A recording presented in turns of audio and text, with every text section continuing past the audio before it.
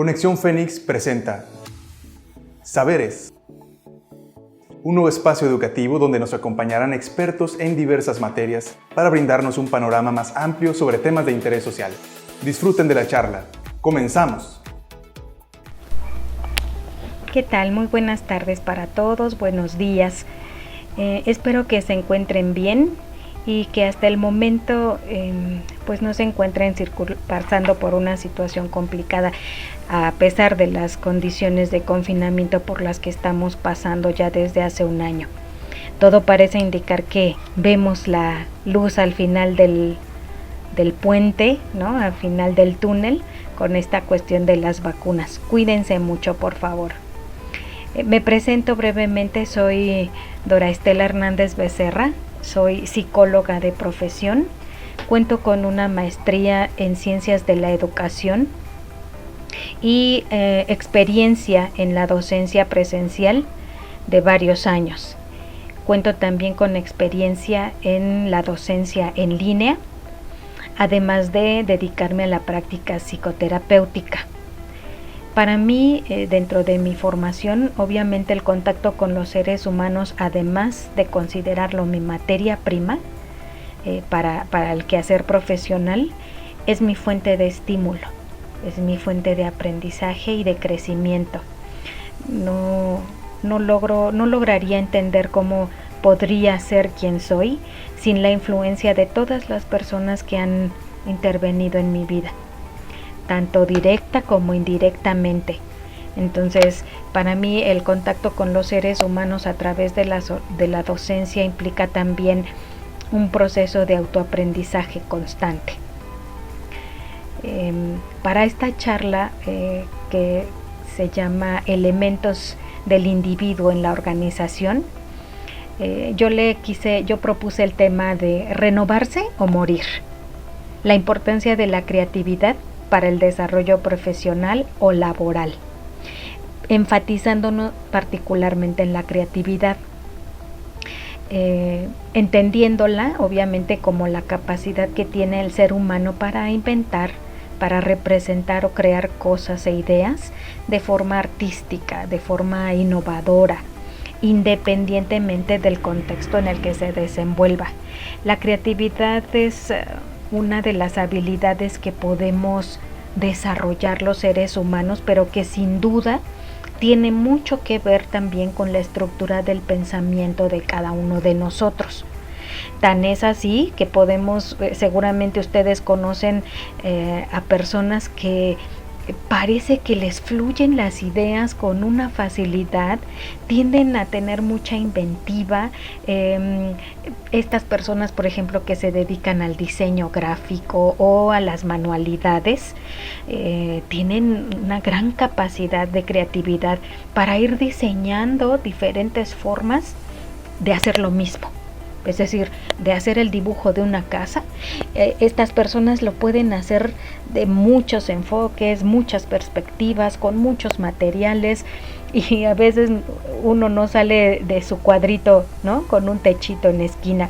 Entonces, para considerar si nosotros somos creativos, debemos de identificar primero el tipo de pensamiento que predomina en nosotros, diferenciando básicamente entre dos tipos de pensamiento. Un pensamiento que se conoce como pensamiento lineal o convergente, que por lo general está familiarizado con patrones ya establecidos. Suele apegarse a la solución para cada problema, es decir, son este tipo de pensamientos que dice hay una solución para cada problema. Si la estrategia funciona, no hay razón para cambiarla, ¿sí? Tienden a ser sobre todo personas muy precavidas, más bien dogmáticas. Para ellos la innovación no es algo importante porque se les dificulta. Están más bien familiarizados con, como lo mencionaba al principio, con patrones establecidos. Es muy difícil que salgan de su rutina. Tienden incluso a guiarse por rituales ya bien establecidos. Tendemos a ser por naturaleza también personas de hábitos. Si ya estoy habituada a hacer el procedimiento de una manera y me funciona, no tengo, la persona con un pensamiento lineal no tiene o no encuentra motivos para modificarlo. En parte, también parte de su pensamiento consiste en más vale conocido, más vale malo conocido que bueno por conocer.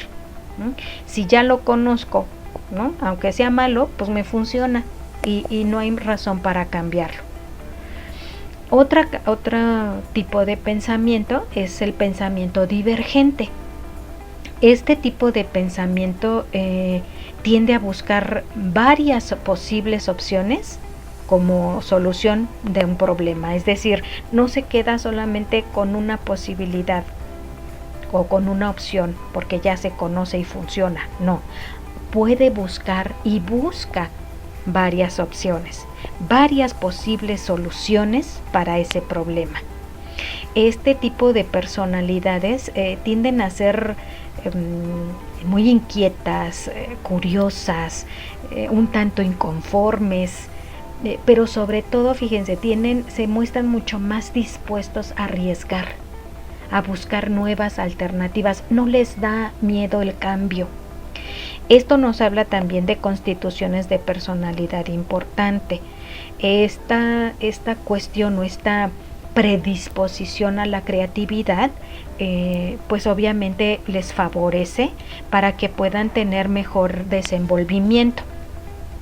Una vez que nosotros identificamos qué tipo de pensamiento predomina, no quiere decir que si predomina en mí el pensamiento lineal, no puedo ser creativo. No, eso no significa eso. Pero sí significa que si yo quiero empezar a desarrollar mi creatividad, obviamente el proceso me va a tomar un poco más de tiempo, va a requerir más esfuerzo y quizá más dedicación que al que tiene un pensamiento divergente. Este pensamiento es innato en nosotros, tiene mucho que ver también con nuestros neurotransmisores, con nuestro tipo de alimentación y, como les decía, con elementos propios de nuestra personalidad, ¿sí? Por lo tanto, no podemos culpar a una persona por no ser creativa.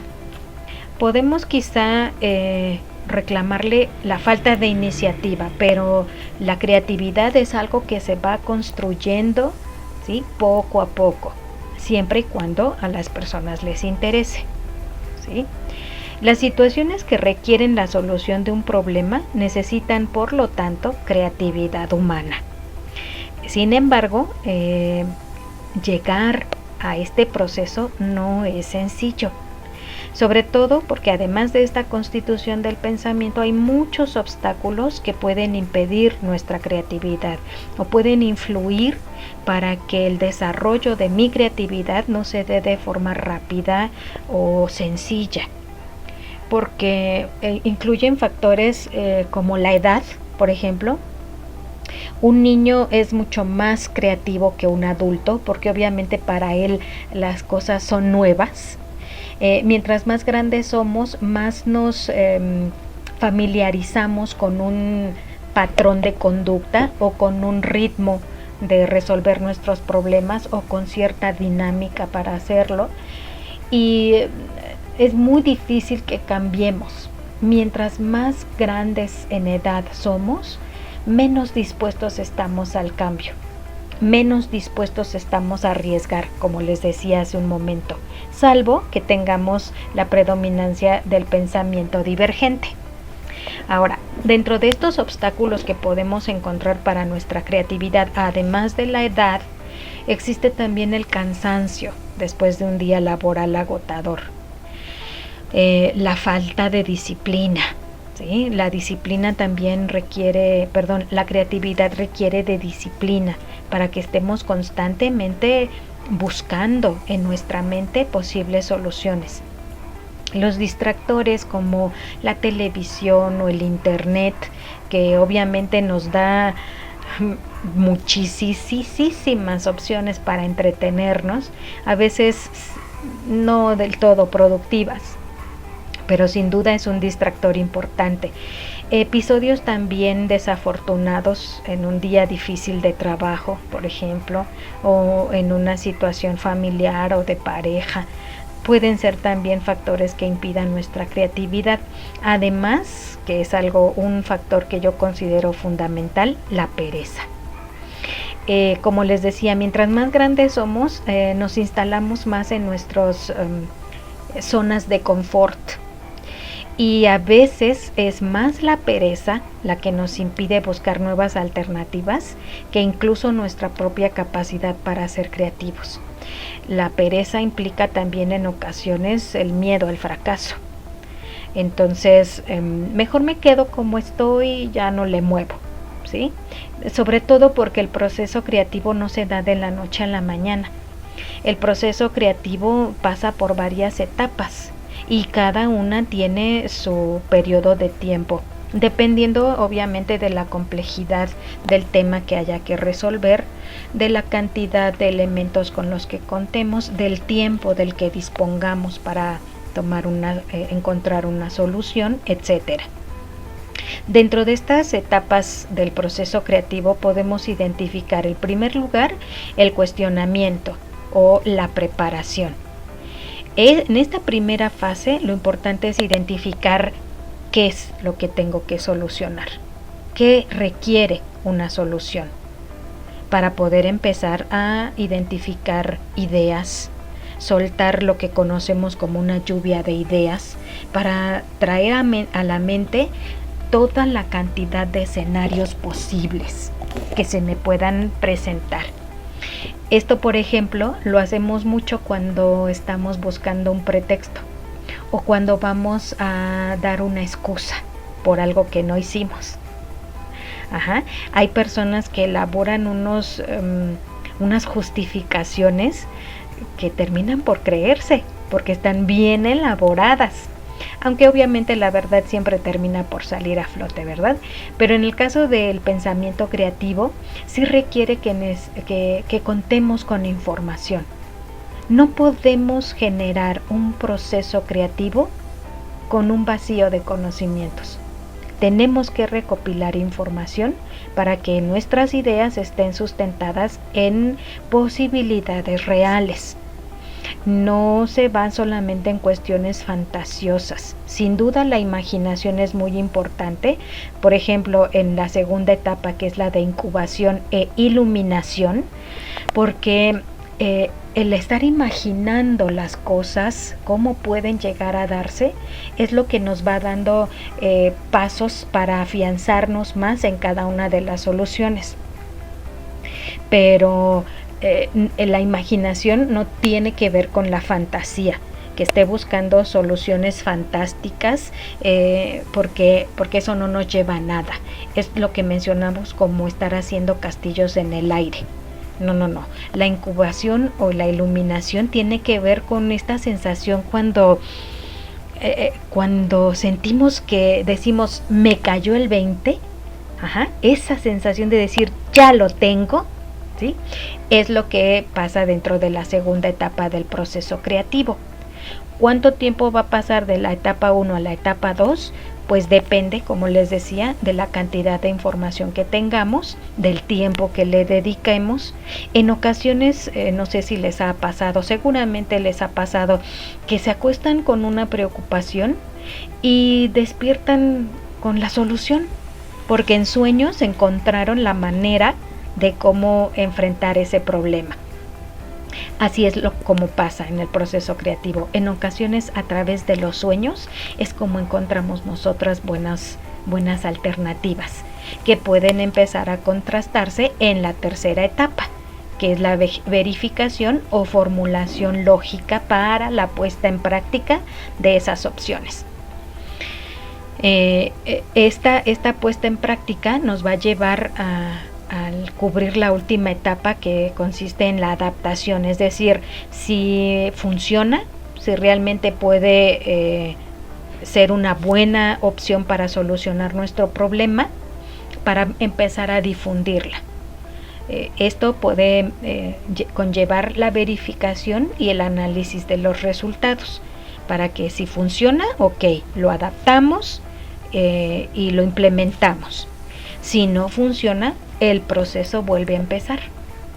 ¿Cuánto tiempo lleva? Pues imagínense, por ejemplo, las personas de mercadotecnia, a las que están diseñando cada vez los programas de difusión para los productos que consumimos.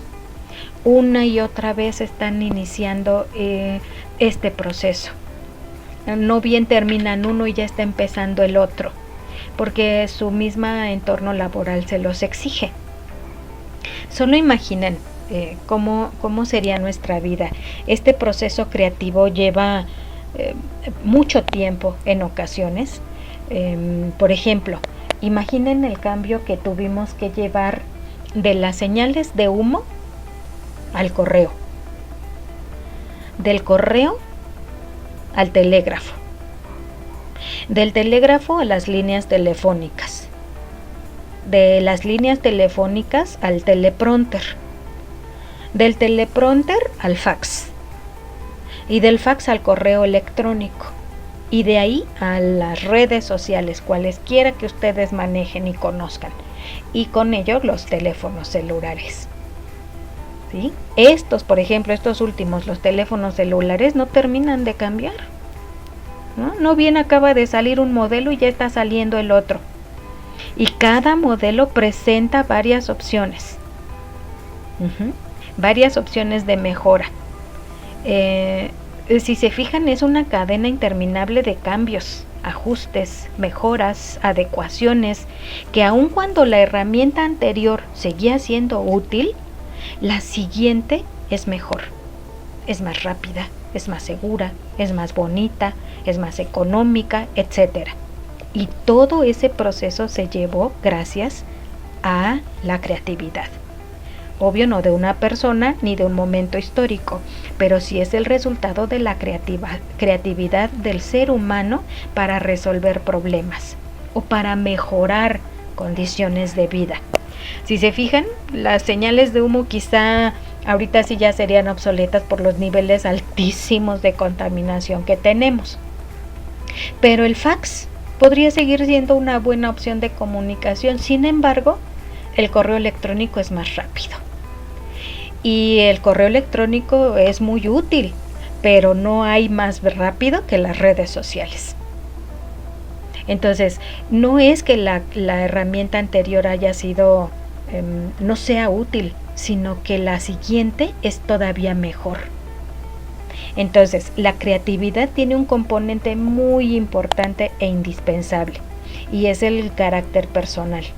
Esto quiere decir que se refiere a la actitud, al deseo que las personas tienen para enfrentar de una manera diferente su día a día, sus problemas y sus complicaciones. El deseo de enfrentar las cosas de manera diferente, una actitud abierta al cambio, es un factor predominante en la creatividad. Ahora los invito a que piensen. ¿Tienen una buena relación con sus parejas o con sus jefes y con sus compañeros de trabajo? Si tienen una buena relación por el momento, difícilmente pensarán en cómo hacerla mejor. Pero si en alguno de estos entornos se presenta un problema, esa situación nos obliga a buscar alternativas de solución. Primero, dentro de las que ya conocemos, como mencionábamos. Si alguna de ellas me funciona, perfecto, ya la hice. Antes incluso de pensar en una posible ruptura. Pero para una persona creativa, fíjense, no es necesario que se presente un problema, porque tiende a pensar, mi relación está bien, ¿cómo puedo hacerla mejor? Me siento a gusto con mi pareja, ¿cómo puedo sentirme mejor? ¿Cómo puedo hacer que él se sienta mejor conmigo? ¿Se dan cuenta? La postura y las condiciones, tanto del sujeto como de las circunstancias, son diferentes.